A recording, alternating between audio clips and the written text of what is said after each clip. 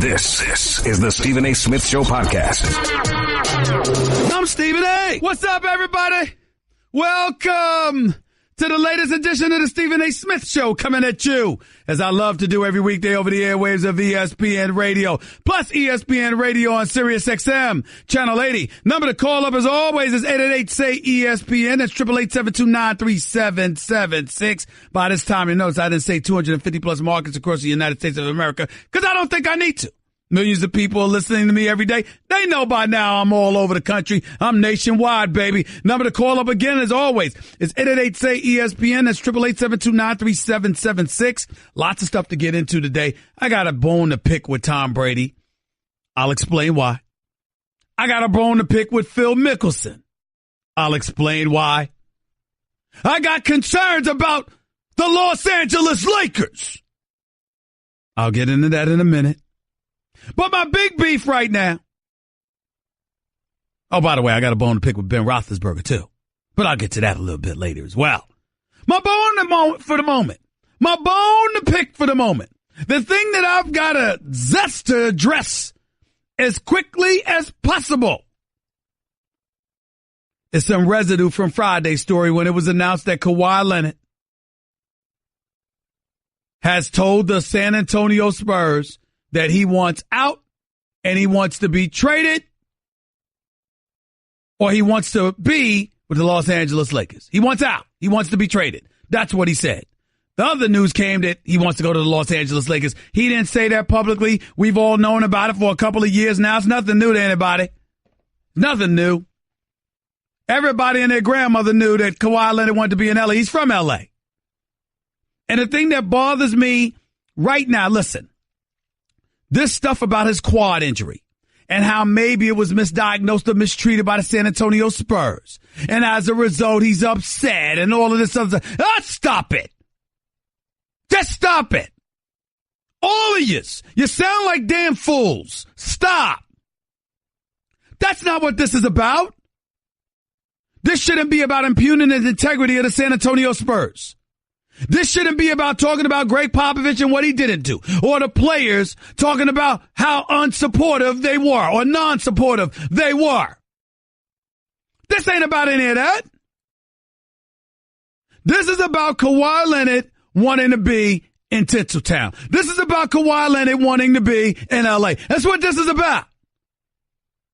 And for those of you outside of San Antonio, and damn it, some of you inside of San Antonio, looking at the Riverwalk every day, don't act like you don't know.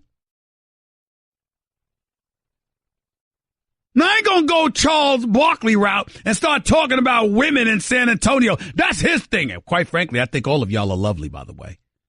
Nothing to do with that. Totally irrelevant.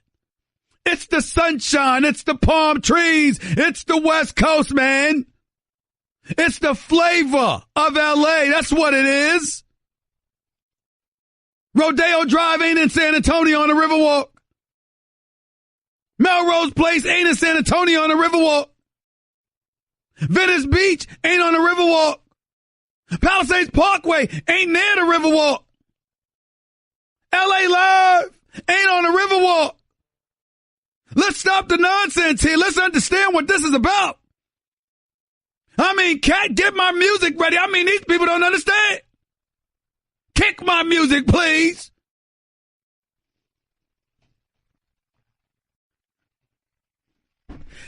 I love L.A. We love it. That's right. Y'all don't understand. Keep this music playing, Cat, because I'm going to talk over this music. People don't understand. You don't understand what this is about. This is a native New Yorker talking to you. From the bright lights and big city of Broadway. From the city that never sleeps. From Broadway to Times Square and everything in between. The boroughs, Queens, the Bronx, Brooklyn, Manhattan, Staten Island. I ain't even bringing the equation Long Island. I didn't bring it to the equation North Jersey. You don't understand. This native New Yorker talking to you. Loving New York all my life. Even I can't deny how special L.A. is. Who can sit up there? Frank Sinatra talked about New York, but this is about L.A. This ain't about anything else. That's why Kawhi Leonard wants to leave. You better recognize and stop acting like you don't know. I'm trying to tell y'all. No more of this nonsense about the Spurs organization. No more of this vitriol about how they mishandle things. No more questions about the character of Kawhi Leonard and how the players wonder about him and how hurt he was or whatever. We love it. It's L.A. That's what we're talking about here. Let's stop it. Let's stop it right now. I'm so sick of the hypocrisy. What has happened to us? My God. We have no courage anymore. None. We have lost our ever-loving minds. Kawhi Leonard is a native of L.A. who has established himself as one of the top 3 or 4 players in the world. He is a champion and an NBA Finals MVP. And he is supposed to apologize for wanting to go home, especially when home is L.A.? What the hell is the matter with you people? What is the matter with y'all? He has every right to want to go to L.A. I don't blame him. I remember when I was on the air years ago, and I was celebrating because L.A. beat San Antonio because I wanted to be in L.A. instead on the Riverwalk. By the way, San Antonio is a lovely city, and it's got a beautiful mall. It's got some nice restaurants. It's got a lot of things. And there's no state income tax there in San Antonio because in the state of Texas, there's no state income tax. I get it, but it ain't L.A. And the sad part is Kawhi can't just come out and say it. His handlers can't just come out and say it. People are reporting on the story looking for some angle. LA's the angle. LA is the angle. I got to tell y'all something right now. If it wasn't for my family situation, I'd have been out in LA already. And by the way, if I'm out in L.A., particularly as a W-2 employee, I'm paying about 52% on taxes. And I'd still go to L.A. That's how beautiful it is. It's a beautiful life. It's a beautiful life. Why you think LeBron think about going out there? Why you think his peeps already have homes out there? I ain't talking about just the wife and the family. I'm talking about his boys, his crew. They ain't living in Cleveland. They got homes in Cleveland, but they ain't living in Cleveland. You know what I'm saying? It's just different. It's just different. And when you get older and you're a bit more accomplished and you're a bit more successful, you think about your quality of life. And quality of life is usually dictated by weather and ambiance. Where your people grow up. Huh? When is it going to stop? When is it going to stop? By the way, congrats to our new president, Jimmy Pitaro. Fabulous guy he seems to be. He really does. But talk about dedication. I mean, this man's moving to Connecticut from L.A. I mean, it's special. I mean, this man is dedicated. This man is committed. He's dedicated. Okay? You got to be dedicated to move from L.A. to Connecticut. Let's just call it what it is. And that's props to any executive that got it going on like that. You're an executive and you living in California, but you want to spend significant chunks of time in Connecticut. God bless you. Because it ain't me. I do what I have to do, but it damn sure ain't what I want to do in terms of locale. Let's just be real. Kawhi Leonard has earned this. And the reason why I'm going off about it is because I got a real problem with suddenly a first-class organization like the San Antonio Spurs, renowned for their championships and their culture, suddenly is in an eye of the storm with people questioning their organizational integrity. I will not do that to Greg Popovich. I will not do that to R.C. Buford. I will not do that to the great owner Peter Holt and the organization under his purview. I will not do that to them. I will show them the respect and deference they deserve by simply saying, Kawhi would rather be in San Antonio. This ain't about the organization. This is about him wanting to leave. Why is it so hard to believe? Why? I don't see the problem. And neither should any of you. 888-SAY-ESPN. That's 888-729-3776. You're listening live to the Stephen A. Smith Show, ESPN Radio. My condolences to the New York Knicks. They're not a part of this conversation. Kawhi ain't coming there. LeBron ain't coming there, maybe for dinner with David Fizdale, but that's about it. I mean, you can refer to the right restaurant, but that's about all you gonna get. He ain't even paying for dinner. So you got that going on. Paul George, from what I'm told, let me just drop some information on y'all, so break it down to you this way. According to my sources, several things are happening. A, Chris Paul is telling folks LeBron ain't trying to come to Houston. He want to be in L.A. These are things I'm getting through the grapevine. Chris Paul is saying LeBron want to be in L.A. Point number 2.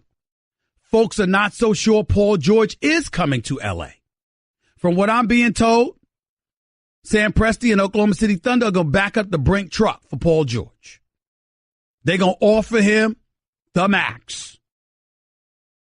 Because they're going to offer him the max, combined with the fact that Russell Westbrook shows him a lot of love, and they seem to get along pretty well, and they've got a future together. Paul George is a sentimental type.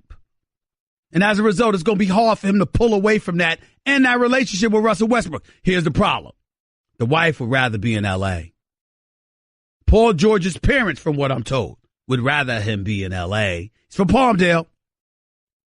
They would rather him be in L.A. So the family pressure is pushing him towards L.A. Peer pressure is keeping him in OKC.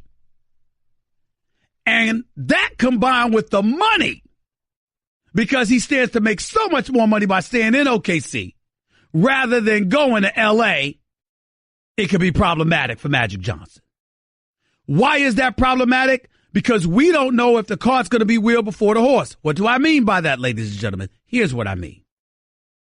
LeBron could decide to come to L.A., or he could wait to see what L.A. is going to get to bring to L.A. with him. What Magic Johnson and the Lakers are going to get to bring with him. If LeBron comes first, then that's one thing. If he wants to wait, then getting Paul George is more important. Because that ultimately might influence luring LeBron, even though that's not what I'm hearing it will take.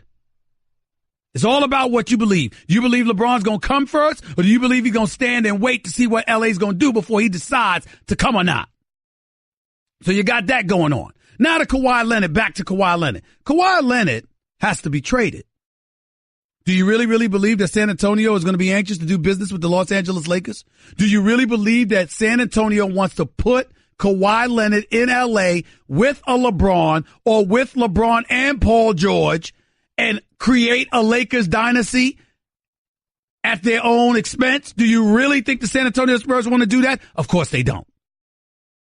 Now, Kawhi Leonard does have a little bit of leverage. What's that little bit of leverage? He is approaching the last year of his contract. So because he's approaching the last year of his deal,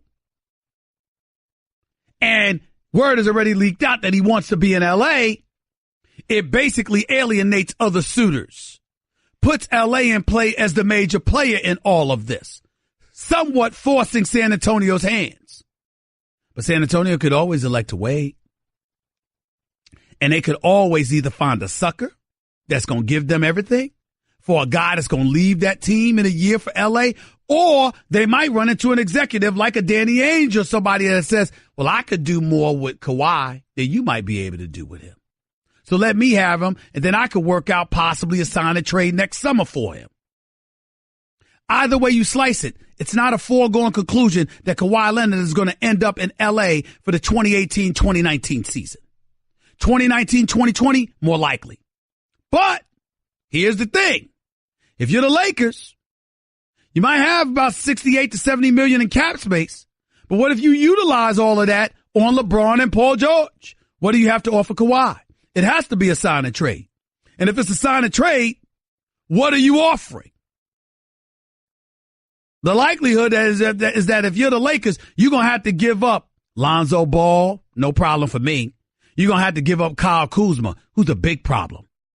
I don't want Kyle Kuzma going from the Los Angeles Lakers. I don't want that to happen. If you're a Knicks fan and you're wondering why I'm not talking about you, it's because you're relevant right now. I mean, Trae Young, Sexton out of Alabama, Michael Porter Jr. if he falls to you. With his bloviating, I'm the second coming of Kevin Durant self, even though he's injury prone. I mean, that's it for the Knicks. Knicks is next summer. Klay Thompson, Jimmy Butler, Kyrie Irving. That's the Knicks. We talking about the Knicks next summer like we talking about the Lakers right now. You Houston, you got a problem. Here's your problem if you're Houston. As good as you are, and you are good, as much of a championship contender that you are, and you are, because if you beaten Golden State, you would have certainly waxed Cleveland in the finals. The reality is that if LeBron with anybody goes to L.A., that gives Houston a run for its money. Which means Houston's one shot at a championship may have just passed them by. We also got to take into account and entertain the unlikely possibility. I say highly unlikely. I can't imagine this would happen because Houston got Chris Paul to come there. They're going to take care of him. They want him. But what if a miracle happened and CP3 decided to go back to L.A., but this time in the purple and gold with LeBron? Now, I'm obligated, ladies and gentlemen, as a professional, to bring up the Los Angeles Clippers. I consider them to be irrelevant in this equation. Despite the greatness of Doc Rivers, who I love dearly, the greatness of the basketball savant himself, Jerry West, who I profoundly respect and got a lot of affection for, by the way. I've come to know him. I genuinely like Jerry. And if anybody could pull it off, he can. I do find it a bit difficult to believe that any of these marquee dudes are going to the Clippers. That would shock me. It's not impossible. Particularly when you got a billionaire the likes of Steve Ballmer, who's still depressed over losing GP3, by the way. Man hasn't been the same. I don't know if I've seen Steve Ballmer with, I'm not talking about that George Foreman smile that he puts forth for all of us. I'm talking about that authentic, genuine smile. I haven't seen that on Steve Ballmer's face since Chris Paul left. Haven't seen it. But I would tell you this. Can't see the Clippers being a part of this mix. Matter of fact, I wouldn't be surprised at all. One of the untold stories in all of this, everybody's talking about Clint Capella, and Clint Capella ultimately getting the max from a max offer from Phoenix. As a result, what is Houston going to do? Well, if Houston's smart, what you'll do is you'll make sure you give him what you can. You'll get a hometown discount to some degree because you're in a championship contender and Phoenix is Phoenix. Plus, what you're about to draft DeAndre Ayton, he and Booker are going to be the focal point. So Clint Capella going to Phoenix, that would just be for the money that ain't going to make you happy. Stay in Houston. But if you're Houston, do you want him to stay? Or do you want him to leave so DeAndre Jordan can come? Remember, he wanted to leave the Clippers. He wants to go back to Texas. That's where he went to college. Not Texas, but I think it's Texas Tech. Oh, where the hell he is. I'll look it up. He's DeAndre Jordan. What the hell you want me to do? I'm not going to have it off the tip of my tongue. But DeAndre Jordan is a Skywalker. He's good for about 3 dunks a game. He's a Skywalker. Not to mention the fact that he runs the floor effectively, even though I think he's put on a little bit of weight. Plus, he's a defensive presence as well, blocking shots and rebounding. I like DeAndre Jordan. And playing with CP3 wouldn't be unfamiliar to him. These are also things we have to pay attention to. So it's getting very, very interesting. It's getting very interesting. No question about it. It's interesting in Houston. It's interesting in San Antonio. It's damn sure interesting in L.A. Philadelphia could be on the outside looking in. That's not a good thing. It's not a good thing, especially with Boston on the come up. And Boston is in the most enviable position of them all because they can make a move for the Kawhi Leonards of the world, or they could stand pat and not do a damn thing and still be a top 2 title contender coming out of the Eastern Conference. This is what's going on with the Boston Celtics. Things are getting very, very interesting. Very interesting. Got a lot to discuss. What are your thoughts about Kawhi wanting out? What are your thoughts about him wanting to come to L.A.? What are your thoughts about the possibility of him landing in L.A.? And how much pressure is Magic Johnson on this summer? Is there anyone under more pressure than the Magic Man himself? Magic Johnson, if you are listening, and I know you are, my brother, please know this. Ain't a bigger fan of Magic Johnson than me. Nobody's rooting for you more than me. But I will confess, it's definitely for selfish purposes. After all, the more relevant L.A. is, the more compelled I am to be in L.A. Not bad. Not bad at all. Washing my nose, oh yeah. I'm a shower curtain, and I do one thing. Keep water from leaking everywhere. So you see why I feel useless compared to Geico, who does so much more. Like, not only could Geico save you money, but they've been around for over 75 years. And they give you 24/7 access online, over the phone, or on the Geico app. And they've got a 97% customer satisfaction rating. They do all this while I have to listen to this chucklehead. Oh, good, he stopped. Washing my toes. Oh, great, an encore. Geico. Expect great savings and a whole lot more. You're listening to the Stephen A. Smith Show podcast. Charles Barkley. Can y'all put that up my board, please? My board is empty.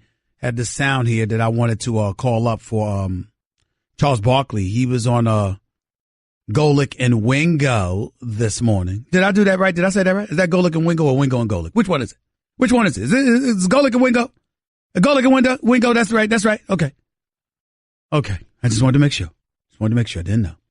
Anyway, long story short, Charles Barkley was on the show this morning talking about the Spurs and Kawhi Leonard and what have you. And here was his thoughts about a potential Spurs-Lakers deal for Kawhi Leonard. Listen up. I'm not going to help the Lakers build a super team. That makes no sense whatsoever, and play against them for the next 5 to 10 years. So I don't see him going to L.A. in any shape, form whatsoever. Barkley didn't stop there. He also talked about this notion that the Spurs alienated Kawhi Leonard. Listen to this. Just sit down. If it doesn't work, just say, listen, you know what? I want to go to a bigger market. I want to make more money, and I want to be able to compete with the Warriors. Just say that. Don't say I've lost trust in the Spurs because the doctor misdiagnosed me. Listen, they might have made a mistake, but they wasn't trying to do it to alienate Kawhi Leonard. Charles Barkley's absolutely right about that. And see, that's the point. He probably was listening to me say that Friday because he ain't got to be on the air every day like I do, which is why he laughs at me all the time talking about they work my tail off. But that's a different subject for another day because I love my job. Here's the point. You are the San Antonio Spurs. How does it benefit you to do something to Kawhi Leonard that would limit him to just 9 games? How does that benefit you? Why would you want to do that? You got to keep in mind, ladies and gentlemen, that makes absolutely no sense whatsoever. It really doesn't. Now, I know that you might sit up there and say, well, Stephen A., I mean, look, they may not want to pay him. Stop that. Stop it. You got to pay somebody. You got to pay up to 85% of the salary cap in case you didn't know. You don't get away with doing that. Okay? So just stop that right now.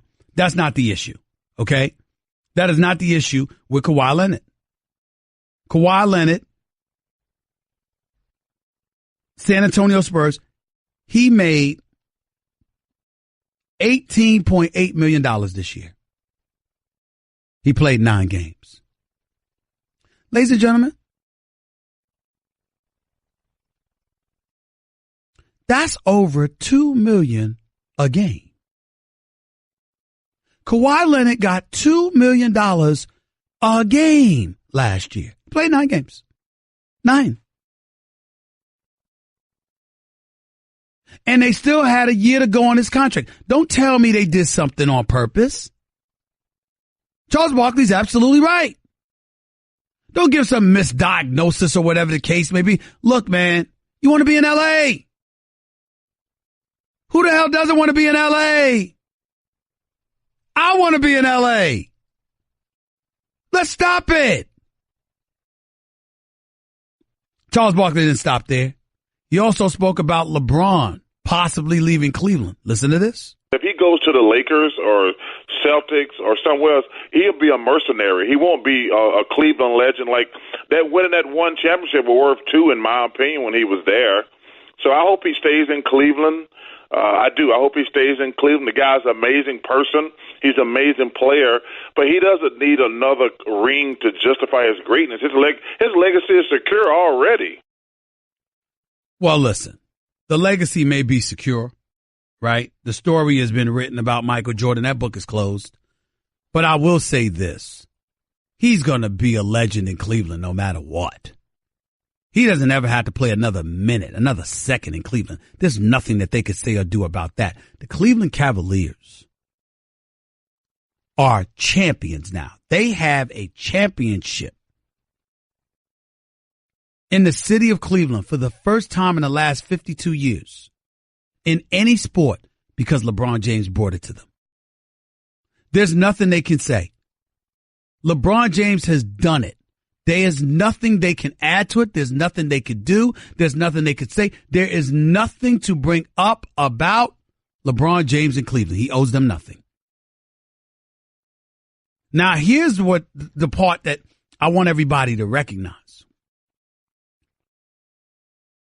One of the stories that have been told, and one of the things that everybody has been visiting and revisiting all of this stuff is that LeBron James, if he were to go to L.A., I said this. I like the pressure of being, you're a superstar. No superstar outside of Elgin Baylor has failed to deliver a championship to the Purple and Gold and Laker Nation in its franchise history. Every marquee superstar that has ever played for the organization has delivered a championship. From George Mikan to Wilt Chamberlain to Kareem Abdul-Jabbar and Magic to Shaq and Kobe, every one of them has delivered a championship to the city of Los Angeles for Laker Nation. If LeBron goes there, obviously it's going to be about championships in a lot of people's eyes, but I got news for you. There's a flip side to that. And you know what the flip side is? L.A., outside of staying home in Cleveland, L.A. is the least pressure LeBron would have to face. Ladies and gentlemen, of LeBron, even if Paul George joined him, they wouldn't be favored over Golden State. Now, Paul George and Kawhi Leonard joined him, that would be different. But if it were just Paul George, they still wouldn't be favored over the Warriors. They'd still be nipping and tucking away at Houston. He could go to Los Angeles. Quality of life. Family loves it there.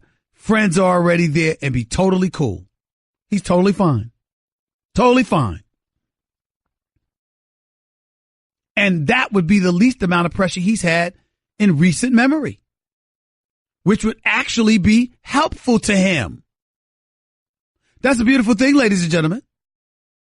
The same can't be said if he went to Houston, not with Joel Embiid and Ben Simmons. Because you stand in the East, but you departed from Cleveland, people are going to be looking for championships because you should be able to beat Boston with those guys. If you went to Boston, there's no argument. You have to come out of the East or the season's a failure. You go to Houston and join CP3 and James Harden. If Daryl Morey somehow able to figure that out and pull it off, guess what? Expectations are championship because they went 7 games without you. So how come LeBron James can't put him over the hump? God forbid you go to Golden State. I'd boycott basketball. I'd boycott basketball. Y'all hear me? That's right, Nuno and John. I said it. That's right, Kat. I said I'd boycott the NBA if LeBron James were to go to State. ESPN would have to force me to watch basketball. I swear to you, I wouldn't even talk about him. I'm telling you that right now. No way. Be totally unfair.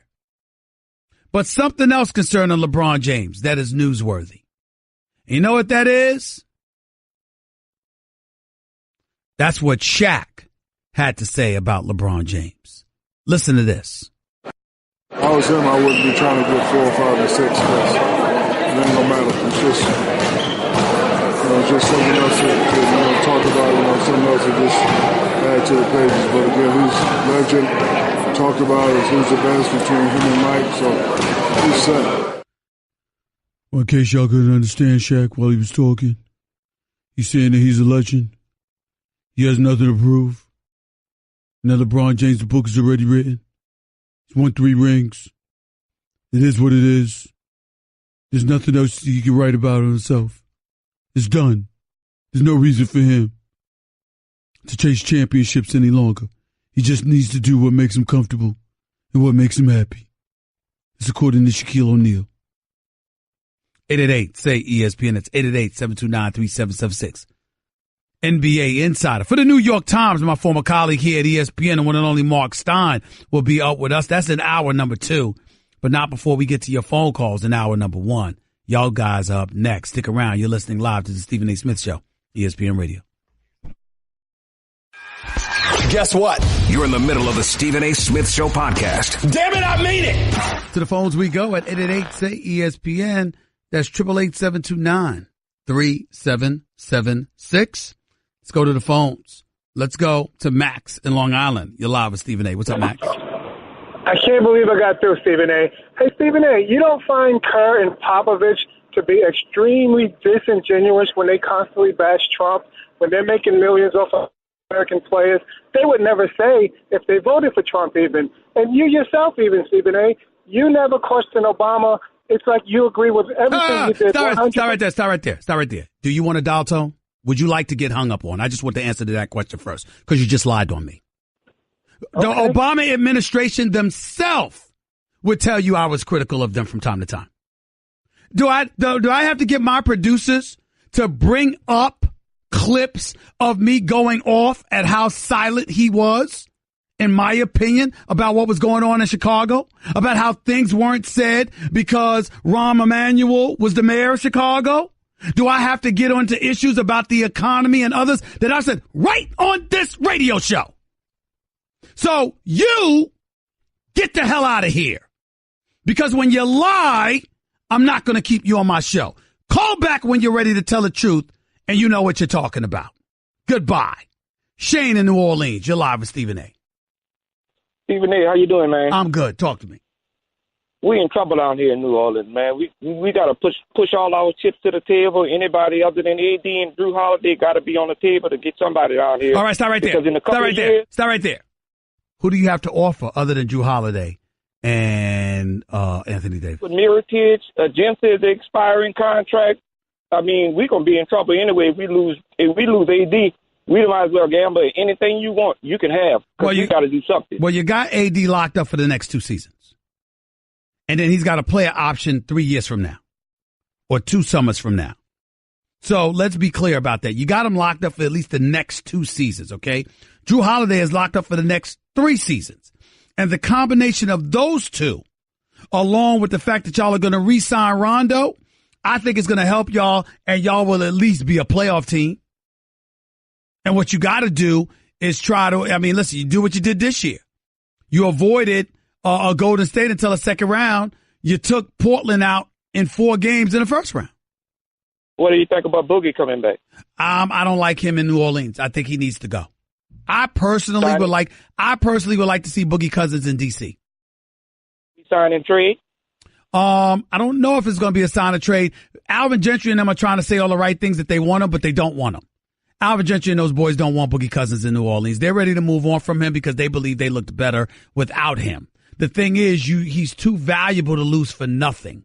So you want to get him for something. And I think it's one of those situations, in my opinion, where I would like to see Boogie Cousins signed and moved to D.C. for Otto Porter, because I think Otto Porter is that small forward that you need and you're looking for. Pair him with Drew Holiday and Anthony Davis, and I think you got something decent there in the Western Conference. I really do. One more question. Would that anger AD if they trade Boogie? Nope. Okay. Nope. He'll be all right. Appreciate the call. Thank you so much. CB in Pasadena, you're live with Stephen A. Real quick, CB, go ahead. Steven, 17 straight threes. Stop right there. I'll put you on hold. When I put you back on, I told you about the rap and I told you about that excessive stuff, and you sound muffled, so you got to be on hold now. Chris in L.A., you're live with Stephen A. You only got a minute. Go ahead, bro. Hey, Stephen A. Good talking to you again. Real quick, about the whole Kawhi coming to Los Angeles, I've always been in the mindset I prefer Kawhi over LeBron because he's younger, and I believe that's something we can build around who's not going to stunt the growth of our younger players, Lonzo, Kuzma, Ingram. And I'm of the opponent that I believe that Danny Ainge shouldn't trade his wing players, Brown and Tatum, for Kawhi either, because you pair him, hopefully get a 75% Gordon Hayward back. All these guys are under 30 years old. I think that Boston should stand pat unless they do a straight up trade for Kyrie Irving. But I don't think that's going to happen. I don't think it's going to happen either. I tell you this much: if I'm Boston, if I'm Danny Ainge, I got a real tough spot because I don't want to give up Jaylen Brown or Jason Tatum. But if I'm San Antonio, I absolutely demand that at least one, if not both of them, be included in the trade for Kawhi Leonard. And that's another legitimate question. Would you give up both Jaylen Brown and Jason Tatum for Kawhi Leonard? All that and more coming up in hour number 2 with my man Marc Stein, NBA insider for the New York Times, NBA writer for the New York Times, former NBA insider here, my buddy. He's up next with George Truly right here. Hour number 2 up next.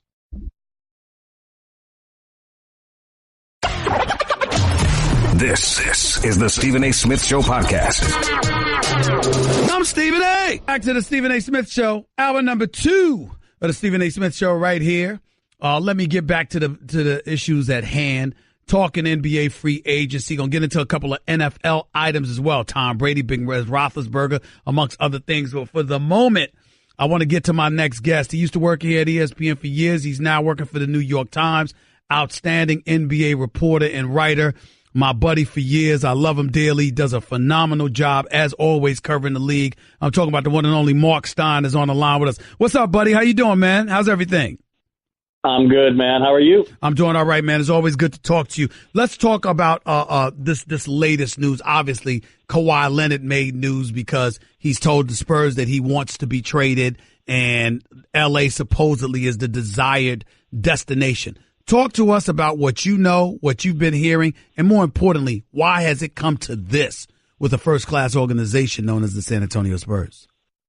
Well, look, it's been trending this way all season long. I mean, there's just the relationship has been deteriorating, and I think we saw in the playoffs that when Kawhi Leonard has decided he's going to do all his rehab away from the team and not be with the team, that there's clearly a level of tension there that we frankly haven't seen in San Antonio for as long as any of us can remember. You probably got to go back to the Dennis Rodman days, before Pop. I mean,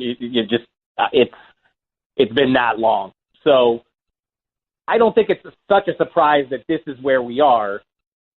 But look, the Spurs, the whispers you hear out of San Antonio that they have not been directly told this, that Kawhi wants out. And to this point, they haven't made him available. So I think we're all whipped up into a frenzy on the outside, but I don't think the Spurs are trading him tomorrow. Let's just put it like that. Let me ask you this question. If they did decide that Kawhi Leonard had to go, because Kawhi Leonard is approaching the last season of his contract and he wants out, and they can't lose a player of his magnitude for zero compensation, what's the likelihood that they'd be interested in doing business with the Los Angeles Lakers? They clearly do not want to do business with the Lakers, but if the Lakers could assemble the best deal, if the Lakers could use their assets to bring in a third team and San Antonio gets the most out of a trade from the Lakers, they would do it. I mean, they're not going to. I just do not believe that they're going to take a stance that says we will absolutely not trade him in the Western Conference. They're going to make the best trade they can make if they have to. But I just think it's going to move a lot slower than we all want it to. Obviously, the Lakers and the Sixers have tons of incentives to try to get a deal done this week or, before free agency starts, so they can go to LeBron James and say, we've already got Kawhi, now come with us. But the Spurs aren't looking to move that fast. The Spurs are going to slow play this. And, if they wanted to, they could drag this all the way out until the trade deadline in February if they really want to. Now, the Spurs are typically more proactive than that. But a Kawhi trade in conjunction with the draft, I don't think we're that fortunate. Marc Stein, writer for the New York Times on the NBA, former NBA analyst right here with ESPN. He's live with yours truly, Stephen A. Smith on ESPN Radio. Mark, talk to me about what level of I don't want to use the word impediment, but for lack of a better word, compromise that Kawhi Leonard or the San Antonio Spurs are in terms of a potential deal being made in light of the fact that he's been injured and he's only played 9 games last year. He's looking for a max deal. Nobody knows if he's healthy. And yeah, look, I think any team is going to be cautious and obviously want to put him under the full medical microscope. But you've seen just in the last 2-3 days what a stir it's caused, just the possibility that he might be available. The line is going to be out the door, even though he essentially missed all of last season. And sure, everyone's going to have concerns, but he's such a good player. When he's healthy, let's face it, he's the best two-way player in the league when he's healthy. So there is going to be no shortage of teams that want him. If the Spurs say, okay, we realize this can't be fixed, we're gonna move him.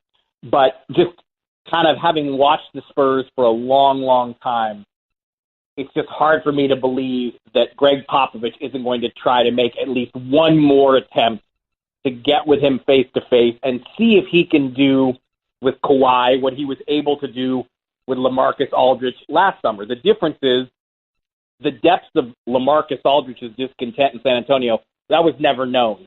There were rumbles all last season that he was not thrilled with the situation, but we didn't know he actually demanded a trade until he and Greg Popovich had already patched things up. The Kawhi situation has, the gulf between the sides is far wider than it was in that. And by the way, Mark, according to what you're hearing, why does that gulf exist? I find it hard to believe that it's just this injury. He does have new representation. It does involve his uncle. They're obviously a bit unorthodox in how they do business compared to what traditional agents do, how they go about doing their business. We know that Buford and Popovich are accustomed to dealing with the traditional agents as opposed to, individuals like his uncle. How much of a factor has that been with all of these problems we've been hearing about? Yeah, I think it's been a major culture shock for the Spurs. For 20 years, Tim Duncan was there and basically empowered the Spurs to run everything the way they wanted to, and it was 100% buy-in from the superstar. And the reality is that's just not how it is in the NBA. And I wrote about this in March that to me this is going to be remembered as the season that the Greg Popovich Spurs found out what it was like to be a normal NBA team. And we're in an era now where this is the player power era, and superstars have more power than they've ever had. They're flexing it. They're using it. LaMarcus Aldridge wanted to do things on his terms, and Kawhi Leonard wants to do things on his terms. And I think that's something that's difficult for the Spurs to come to grips with. But basically, they're, either they're going to come to some sort of, middle ground with Kawhi where they can figure out how to go forward. But if they don't, then I think they will trade him. And kind of my read has been that the relationship has gone, it's too far sideways to fix. That's just that's just purely my read of it, how I see it just as an observer. But, all the rumbles you've heard out of San Antonio all season long is that Kawhi not happy with the way the injury was initially treated. And clearly he wanted to go outside the organization and get treatment from his own people. And, that's new ground for the Spurs. Marc Stein for the New York Times right here with Stephen A. on ESPN Radio. Let's transition to the Lakers. Because to me, Mark, I don't see anyone under more pressure than Magic Johnson for this upcoming summer. You've got LeBron. He's rumored to be heading to L.A., even though we don't know that for sure, obviously. Paul George, even though you reported last week that, you know what, Oklahoma City, if I remember correctly, they're going to back up the brink truck for this man. I'm using that terminology, but they want him. It's going to be very, very difficult for him to leave. And from what you reported, if I recall correctly, and what I'm hearing, it's going to be difficult for Paul George to decide to leave OKC. But still, L.A. supposedly is a desired destination for him. And then you've got Kawhi. When you look at Magic Johnson and the Los Angeles Lakers right now, what kind of position are they in your estimation, for this upcoming season? I agree with you. It's not, they are under a lot of pressure, and making an impact in free agency and being able to speak to superstar players on a level that most GMs can't. That's why Magic Johnson was brought there. I mean, this is why the Lakers basically turned basketball operations over to him, to get Laker-worthy stars in there to really start this thing, to really start to rebuild this thing, because the Lakers are in the midst of their worst period ever in Los Angeles in terms of how far they've fallen. But look, the Paul George stuff, it gets louder every day, that the Thunder's chances of keeping him are far better than any of us thought when they lost in the first round. And LeBron, certainly no one knows exactly what his intentions are, and I don't think anybody has said the Lakers are a lock to get him. And if the Spurs are not ready to trade Kawhi in the near future, I mean, that's not a pretty picture for Laker fans, and certainly not for Magic Johnson. I don't think there are any guarantees. Now, the Lakers, they're in a great position because it's a market LeBron obviously loves, and they have the ability to create space for LeBron and another star player. So the Lakers are certainly at the forefront of his thinking, but is there a scenario where the Lakers get none of these guys? I think yes.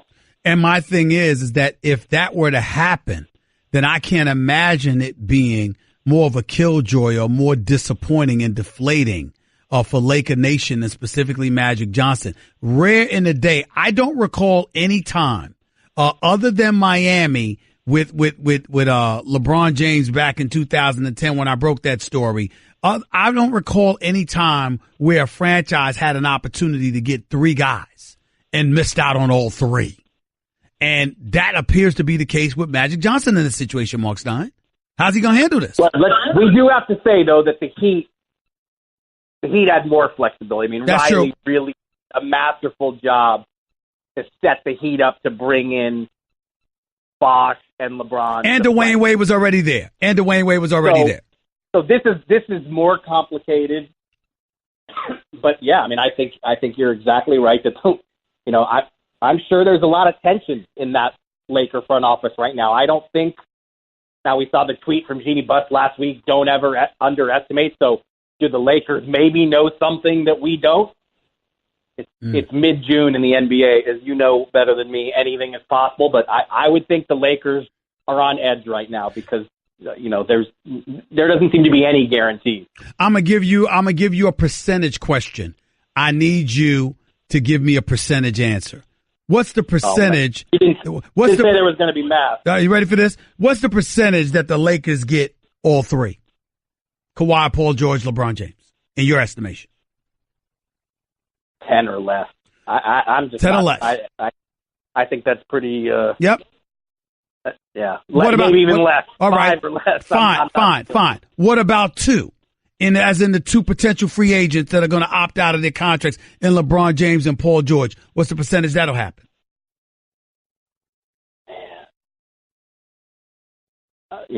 I'll unconvincingly say 50, but I don't, I'm not, okay. I don't know that I don't even know that I believe myself. That's right. And what about the percentage they'll get one of them? You know what? If they don't get two, I don't think they're getting one. LeBron's not going there alone. Right. So 50 would be my max. Yep. That's exactly why I asked you the question that way. Because this belief that LeBron's just going to show up in L.A., I find it hard to believe that he's going to show up and they don't have anything to come with him. That's what I don't do that. Now, by the way, we've been talking L.A. so much. If LeBron, we got L.A. in the equation, what's the biggest threat to L.A. for LeBron to end elsewhere? What's the team that they got to watch out for?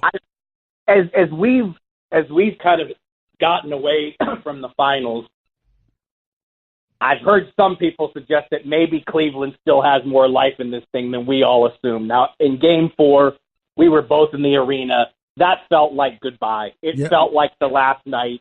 It felt like there was no way that the Cavs could even think about trying to keep him. But, I don't know, because none of these situations are so slam dunk appealing that I just wonder if the Cavs have, they're still in the game here. But we're trying to step into LeBron's head, and that's really hard to do, because here's what I do think. The finals ended June 8th, earliest finals end since 1986. LeBron has 3 full weeks to dig into this, work on it, and figuring out. And I just think he's talking to other star players, and there are options on the board that we don't even know about yet. That's really how I feel. Marc Stein of the New York Times right here with Stephen A. on ESPN Radio. Just a couple more questions before I let you go, Marc. We are looking around, and you know what I'm thinking about, Marc? I'm thinking about the class of 2019. I'm thinking about a Klay Thompson. I'm thinking about a Jimmy Butler. I'm thinking about a Kyrie Irving.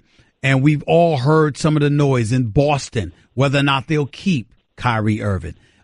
In Golden State, they want to re-up with Klay Thompson, but he ain't interested in signing this summer. What do you think is going to happen with players like that for the 2019 class? Do you see them potentially being moved this summer, or do you see those teams standing pat with those respective players and seeing how things play out and letting them play with their respective teams through next season?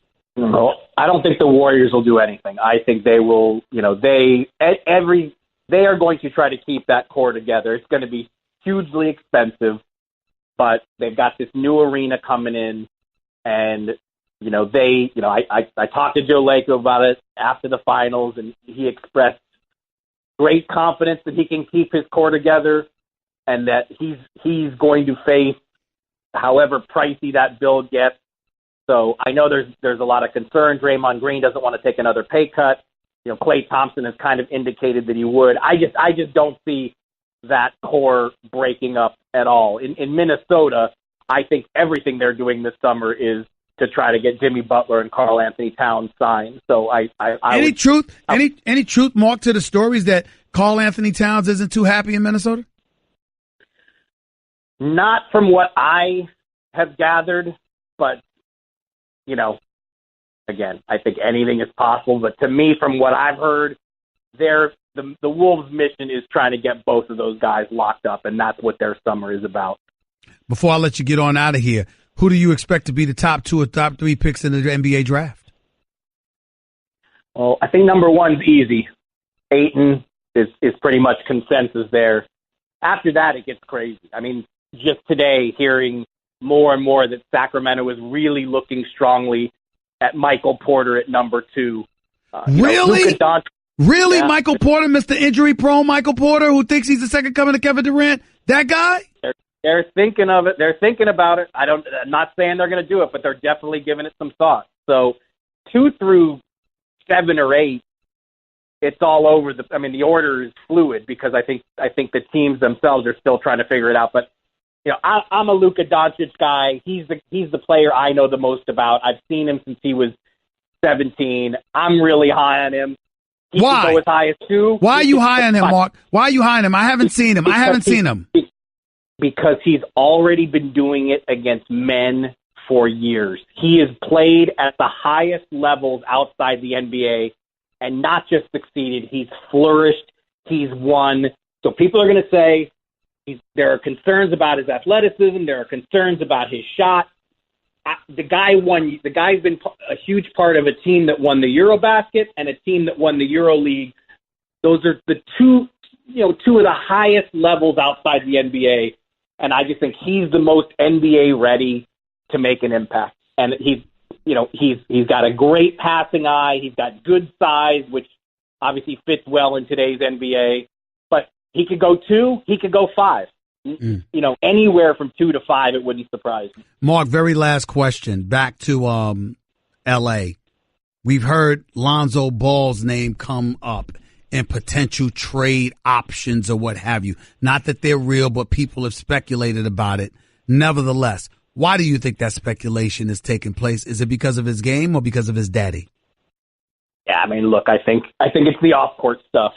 He's only been in the league a year. It's way too soon to make evaluations about him. Last year, his shooting motion, it really mirrors the way Kevin Martin's was when Kevin Martin came out of college into the NBA. And Kevin Martin was a consistent 20-point scorer in this league. And I talked about it a lot with Kevin, and he's adamant that his shot will get better with time. It's way too soon to write him off. He's too young. But yes, it's all the off-court baggage. I think it's a hassle. The question is, who's going to trade for him? It's a hassle for the Lakers who have Magic Johnson in place. Are teams in smaller markets and without personalities like that going to be able to handle everything that LeVar Ball brings when your team acquires his son?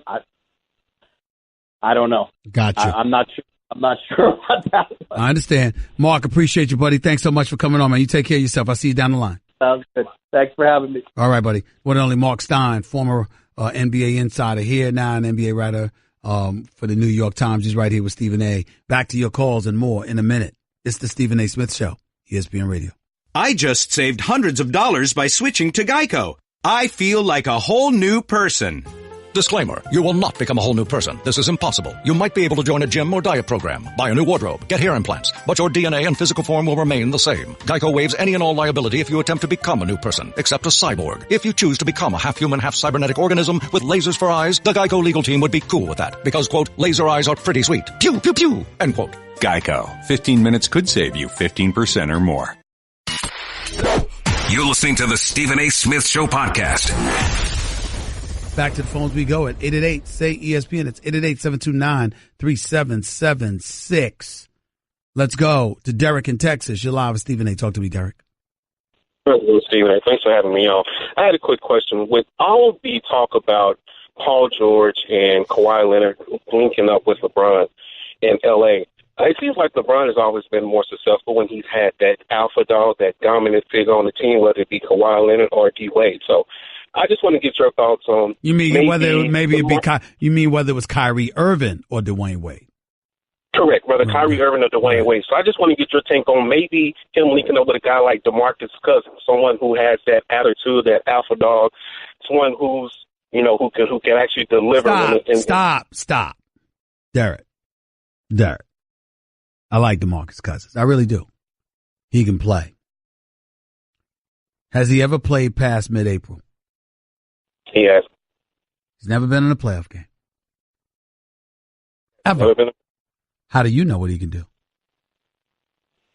All right, and I agree. But I'm looking at it just from an attitude standpoint. Someone who commands, who another team looked at and says, "I know that guy's not going to take any mess, any crap." Because LeBron comes across to a lot of the NBA players as just someone who's a pushover. Although he's dominant, he puts up numbers, he puts up stats. When you look at him, to me, he just doesn't seem like the alpha male. He might not. You could say he's not the alpha male, but the man's hitting game-winning shots. He's a 3-time champion. He's averaging 27 a night, averaging 40 in the postseason.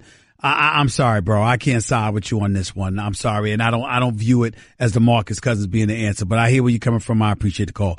Nick in West Palm, you're live with Stephen A. What's up, Nick? Hey, Stephen A. First-time caller and long-time listener. I just wanted to get your thoughts on why you think LeBron should be going to L.A. I just don't understand. I didn't say he should. I didn't say he should per se. I said that would be my personal preference. Me personally, I want him in L.A. or South Beach. If you can't figure out why that is, I don't know what to tell you. That's number one. Number two, I will say this. When you look at LeBron going to L.A., he has the least amount of pressure. He goes anywhere else, he has to win immediately. He goes to L.A., he doesn't have to. Because chances are, no matter who comes with him, unless it's all three of them, it's not going to be good enough to knock off the Warriors or the Houston Rockets. So because of that, that pressure will finally be lifted from his shoulders, and he can sit up there and just chill, play basketball, and see where it takes him. But if you're trying to win a championship immediately, that's clearly not the ideal place to go. There's no denying that, Nick. I'd much rather see him in Houston with some experienced players. You saw how far they got this year against the Warriors in the conference finals. I just don't see how him playing with a bunch of 3- or 4th-year players with guys like Lonzo Ball, who seem to be more focused on their rap career than basketball and all the I wouldn't accuse Kuzma of that. Lonzo maybe. I wouldn't accuse Kuzma of that. But I would tell you this, too. Listen, Golden State has won enough. I'm actually rooting for James Harden and CP3 to win the championship next year. I really would like to see them capture a championship. The way they played, the way everybody went at it, I would love to see that. Me personally, I really, really would. I appreciate the call, Nick. Thank you. Let's go to Tony in San Diego. You're live with Stephen A. What's up, Tony? Hey, Stephen A. Love the show. Thanks for taking my call. Thank you. Go ahead, man. I just wanted to get your general thoughts on how you see the AFC and NFC races forming this year in the upcoming NFL season. And in particular, do you have any sense of any of the off-season movements that took place as significantly upgrading a team? I'm thinking the quarterback movements in Washington, getting out. You know what? I got to admit to you. The quarterback movement in Washington it's really nothing to me. I don't see Alex Smith as a significant upgrade to Kirk Cousins. I really don't see it. Alex Smith is more cautious. He's more mistake-free. He takes less chances. And I don't see Washington having that kind of roster. So I would tell you, I'm not down with that. I think that, the year that Case Keenum had, I think Kirk Cousins in Minnesota, I don't see him doing anything more special than what he did in Washington. I don't see that. The Kansas City Chiefs do have me interested in seeing what Patrick Mahomes brings to the table. I mean, they talk about this brother like he is something special, like he's the second coming. I got to see this kid. I might actually go to Kansas City and watch this kid in the game. I might. My man Travis Kelce and those boys told me it's a sweet wait for me. I don't have to be in that KC cold weather. So if I don't have to be in that cold weather during the game, I might go to the game. I might actually do that. I might do that. But I got to tell you something. I just don't know right now. I really, really don't. I tell you this much, too. Everybody's high on the Cowboys, Tony. How you going to lose Des Bryant and don't replace him? What, you going to just give it to Ezekiel Elliott, let him run all day? If I'm each opposing team, I stack the line of scrimmage. And I dare Dak Prescott with a bunch of no-name, unproven wideouts to beat me. That's what I do. That's what I would do. Matt Patricia in Detroit, not sure about him. Yeah, he's going to improve their defense. But Matthew Stafford and those boys still have never won a playoff game. I don't know about him. Aaron Rodgers is returning. Minnesota is formidable. I don't see Detroit coming ahead either of those teams. Julio Jones better get his money in Atlanta. Matt Ryan got his, but what have you done for it? Cam Newton and those boys, we'll see. Drew Brees and New Orleans are the favorites in the South to me. Pittsburgh, Antonio Brown. Look, sign Le'Veon Bell. Get that handled. And Big Ben Roethlisberger, love him. Don't want to hear what he has to say about the future of the Pittsburgh Steelers. Why don't you show us you ready to stay? I don't want to hear any comments from Big Ben Roethlisberger. Only comment I'm interested in hearing from Big Ben Roethlisberger is, I want to play for years to come, and I'm not interested. I'm sorry for all of that waffling that I was doing. Moonwalking in and out of football the way that I was emotionally. I don't want to do that. So y'all ain't got to worry about me talking about that nonsense ever again. I'm going to be here. So I definitely am looking forward to that. I want to hear that from Big Ben Roethlisberger. And speaking of Tom Brady and the New England Patriots, the perpetual favorites in the AFC East, by the way, because there's nobody there that exists. Unless this kid Josh Allen is suddenly some superstar as a rookie that we didn't see coming in Buffalo. Let me say this. Tom Brady spoke to Oprah. Now, we all know this is Oprah we're talking about here. She asked him about retirement and all of this stuff and whether or not he thinks about it. I think about it more than I used to, Brady, who turns 41 in August, instead of retirement. I think I'm seeing that there's definitely an end coming sooner rather than later. Asked if he saw that end coming at, say, age 43 or 45, Brady replied, as long as I'm still loving it, as long as I'm loving the training and preparation and willing to make the commitment. But it's also, I think, what I've alluded to a lot in the Tom versus Time docuseries was there's other things happening in my life, too. I do have kids that I love, and I don't want to be a dad that's not there driving my kids to their games. Ladies and gentlemen, here's the problem with those statements. Is it just me, Nuno? Is it just me, Kat? Is it just me, John? Shouldn't I have heard that before you traded Jimmy Garoppolo? Is it just me? What am I missing here? It would have been nice to hear that before Jimmy Garoppolo got traded. Because chances are you had a conversation with Robert Kraft. Now, I don't know whether that is true or not, but chances are you had a conversation with the man. You told him about your love and your passion for the game of football and how you wanted to play for years to come. And the belief is that Robert Kraft usurped the authority of Bill Belichick, told you Tom Brady ain't going nowhere, and the Jimmy Garoppolo era will not be ignited here. Bill Belichick has to trade Jimmy Garoppolo. If you're Tom Brady, now you say this stuff? See, that's my issue here. That's my issue with this. That's what I find to be so suspect. I'm not trying to make a big deal out of his comments as if he said something so profound. What I'm saying is that I didn't hear none of that when Garoppolo was here. I heard all of that with Oprah over the weekend after Garoppolo had gotten traded. 888-SAY-ESPN. It's 888-729-3776. Back with your calls to close out the show in a minute. You're listening live to Stephen A. on ESPN Radio.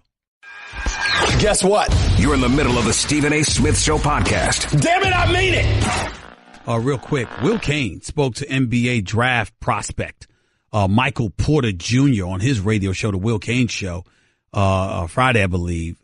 Listen to this kid talk. First things first. He's talking about what he's comfortable with. This is Michael Porter Jr., a star out of high school, once projected to be a top pick in the NBA draft, went to college, I think it was at Missouri, but was injury prone and, barely played, and now he's going to be a first-round pick. But listen to him talk about himself right here. Go ahead. I'm getting a pretty good sense of teams. They've my medical information, they got it, and they've been there my pro day, so they know what I could do. And I think a lot of teams pretty high feel very comfortable, and I'm feeling great, So I'm getting a good sense, but, I won't know till Thursday night. Who's showing the most interest in you right now? What teams? 2, 3, 4, 5, 6. It's crazy. Like all those teams are really, really talking a lot about me. And I'm sure there's going to be some trades that go on, so we'll see. But all those teams right at the front are talking a lot to me, thinking that I'll be a great piece for them. All right. That was he taped an interview with Will Cain earlier today. That interview will air on the Will Cain Show this afternoon on ESPN Radio after 3 p.m. Eastern. Michael Porter Jr. also was asked about where he thought he'd fit in for the NBA. Perfect fit. What's the perfect fit for him? Listen to this response. I think I'm just going to be an immediate impact guy. Will help, transform a franchise. I feel like I did so many things on the court, and I'm the perfect fit for today's NBA game. And I want to go in there and, be special from the jump. I don't want it to take long for me to be one of the best players in the NBA. And I just think the teams see that reward, but they also are a little concerned with the medical stuff. So, my agent has been great in getting all that medical information figured out. Enough. I've heard enough. Ladies and gentlemen, I hope this kid ends up being just fine. I haven't seen much of him. It's not for me to judge. I'm assuming he has star potential. If you're a first-round pick, you've got some potential. The man played in only 3 games at Missouri last year. He started 1 game. He played an average of 17 minutes. He averaged 10 points a game. 10 points, 6.7 rebounds. Numbers are not everything, but sometimes they tell a story that you're not telling about yourself. What has he done?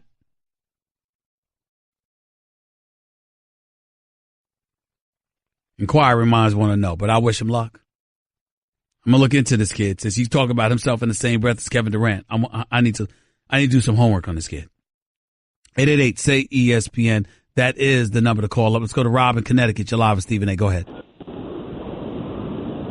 Hey, Stephen A., it's Rob. I wanted to get back to your point on football earlier. Yeah, Brady, go ahead. I'm a diehard Pats fan, and I think you hit the nail on the head. They traded away Jimmy G, and now all of a sudden Tom Brady's asking for more money. He's talking about retirement. What's he doing to this team? Well, I'm not going to accuse him of harming the team or whatever the case may be. He certainly seems to be disregarding Bill Belichick. I mean, Bill Belichick traded Garoppolo for a second-round pick. If Garoppolo was this special and had this much potential, why the hell did you just get a second-round pick for him? You couldn't get more than that? I mean, you couldn't get a couple of second-rounders? You couldn't get a third-rounder too? Something? So for me, I guess my whole point is that Bill Belichick clearly believed in Garoppolo, seemed highly reluctant to move him. Tom Brady and Bob Kraft's affection for him and the Patriots' affection for him led them to hold on to him. My point is, after that happens, I don't want to hear from Tom Brady about how he's closer to retirement. Not now. Now is when I want to hear you saying you're going to try to play till you're 45. That's what I want to hear now. I didn't care about hearing that then. I want to hear that now. Because we let go of Jimmy G. We let go of Jimmy Garoppolo. That's all I'm saying. Appreciate the call, man. William in Florida, you're live with Stephen A. What's up? What's up, man? Thanks for taking my call. Go ahead, buddy. So I got two questions. So if you let me get through the first one, which will incite you, and the second one, which will just hurry up, you. Man. I got 2 minutes. Hurry up. All right. Go. Okay, so KD going to the Warriors. Bad news. He joins a powerful team. But why is that different than LeBron trying to find a team that he can play with around the league? Right now? Yeah. Because, number one, he already has 3 rings. And number 2, he's not talking about going to the team that just beat him in the Western Conference Finals. Understandable. I understand that. No. You asked for 2 questions. Go to your second question because I don't have time to go back and forth with you about this. Go ahead. You're right. That's fine. Second question is, I've heard you say a lot over the past couple of weeks. I don't want to see Warriors Cleveland. I don't want to see Warriors Cleveland again. What do you want then from the league? Like, do you want them to fix games? You know what it is? No. Don't be stupid. You know, I don't want them to fix games. What I would tell you is I want the larger markets to be more relevant. I don't want to see 5 teams in New York, LA, and Boston Chicago all be out of the playoffs. I want that something compelling in those markets. That's what my preference is. For LA to have 2 teams, for New York to have 2 teams, for Chicago to have 1 team, and all 5 teams be out of the playoffs looking in. I don't think that's great for basketball. Basketball is great enough to survive it, NBA basketball, but I don't want to see that. I got to get on out of here, but I'll be back in 22 hours from now. Until then, peace and love, everybody. This is Stephen A. signing off. That's just a sample of what you'll hear on the Stephen A. Smith Show. Weekdays at 1 p.m. Eastern on ESPN Radio and the ESPN app.